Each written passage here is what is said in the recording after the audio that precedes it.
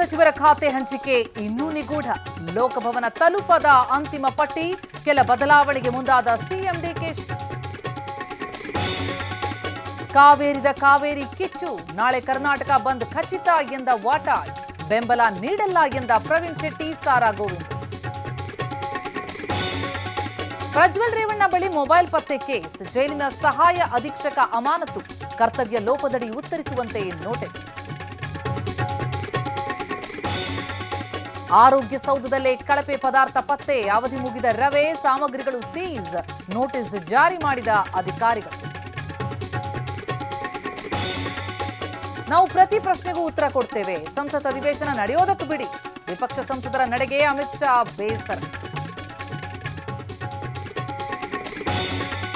ಇಂದು ಖಗ್ರಾಸ ಸೂರ್ಯಗ್ರಹಣ, Europe, Greenland, ಐಲ್ಯಾಂಡ್ನಲ್ಲಿ ಗೋಚರ.